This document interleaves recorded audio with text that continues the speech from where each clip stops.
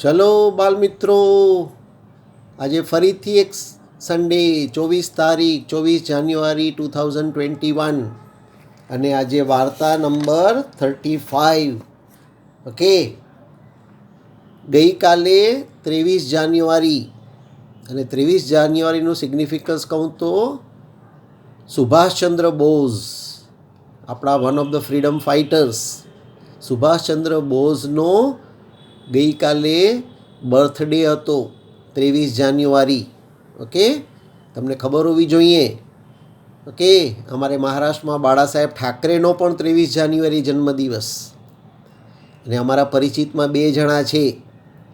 એક તો મારો દીકરો સિદ્ધાર્થ સૂચક, અને અમારી ભત્રીજી રોનકની દીકરી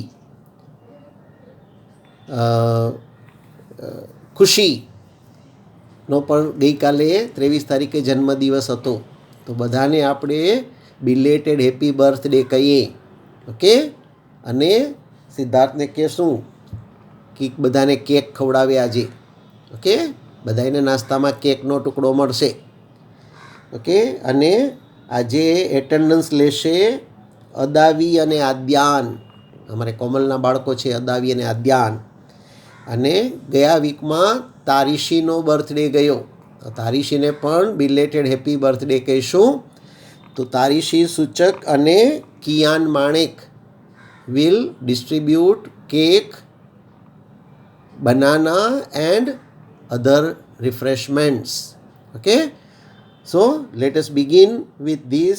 I think all the members are present.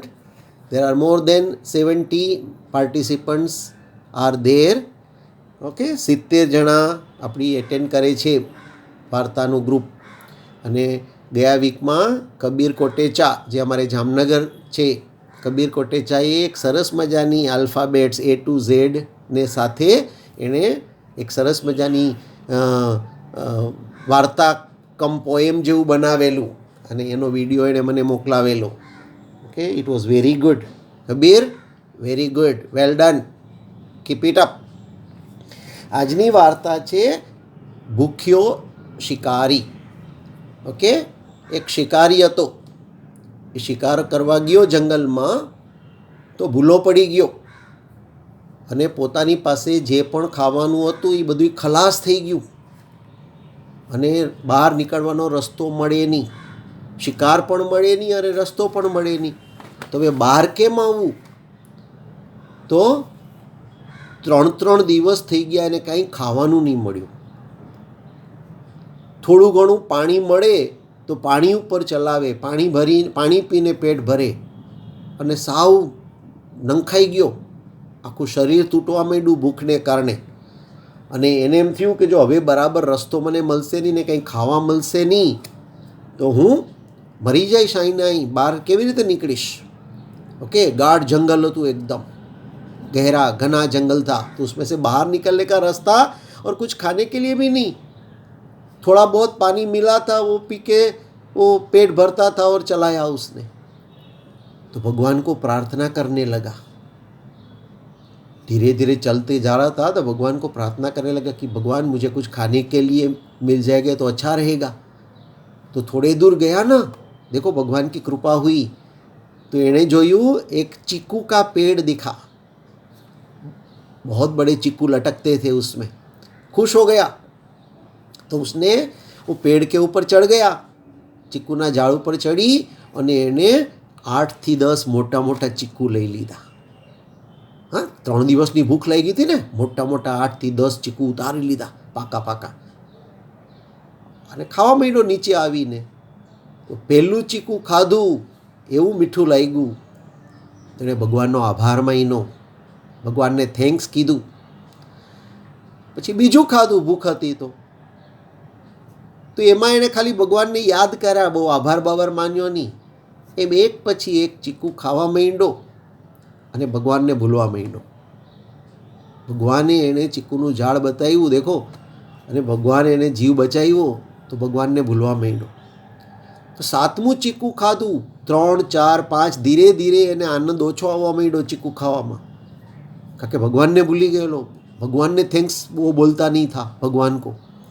और 7वां चीकू खाया, 8वां चीकू खाया तो भगवान को तो बिल्कुल भूल गया, लेकिन वो पहला और दूसरा चीकू जैसा आनंद आया ही नहीं उसको।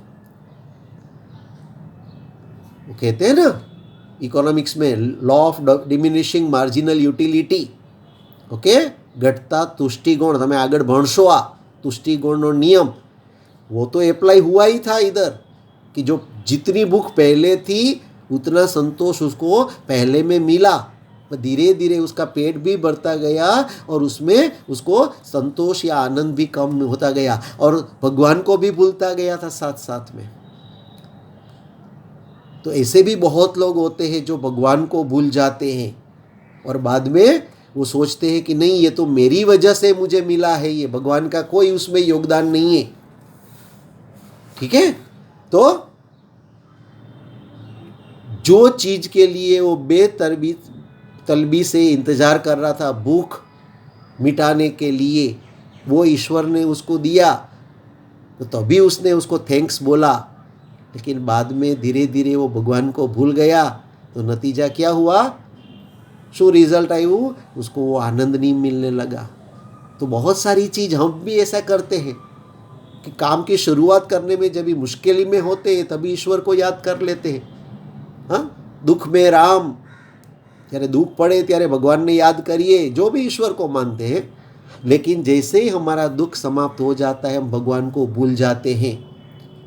जैसे हमने किया ऐसा घमंड करने लगते, अभिमान करने लगते, और भगवान ने जो कृपा की है, भगवान ने जो हमको मदद की है, वो बिल्कुल हम उसके प्रति अनग्रेटफुल हो जाते हैं, उसका आभार मानते नहीं हैं, और ऐसे लोग कभी जिंदगी में सफल नहीं होते हैं। तो हमेशा याद रखने का कि जब भी आप मुश्किल में हो, परीक्षा के टाइम हो या और कुछ मुश्किल में हो, भगवान को याद करो, भगवान से मांगो, कोई प्रॉब्लम नहीं है, लेकिन काम हो जाने के बाद भगवान को थैंक्स भी कहो। उसके लिए मंदिर जाने की ज़रूरत नहीं, मन ही मन में बोल देने का कि थैंक यू भगवान, कि तारी वजह से, तारा थकी મને આ બધું મળ્યું, આ તારો પ્રસાદ હતો। હા, તો પેલા શિકારીએ પણ જો બધાય ચીકુ ખાધા ને બધાયમાં ભગવાનનો આભાર માન્યો ને તો કદાચ એને બધાય ચીકુ એટલા સરખા જ મીઠા લાગ્યા હોત। બરાબર છે?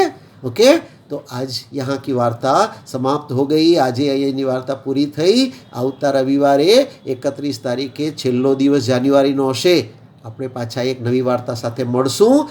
આજની વાર્તા પૂરી। ખાધું પીધું ને રાજ કર્યું, બટેટાનું શાક કર્યું। તમે બધા કેળાનો ને જે બાકીનો કેક અને કેળા અને બાકીનો બીજો જે નાસ્તો છે એ બધો નાસ્તો કરો, કચરો ડસ્ટબિનમાં નાખી દેજો। Okay, see you all, bye, જય શ્રી કૃષ્ણ।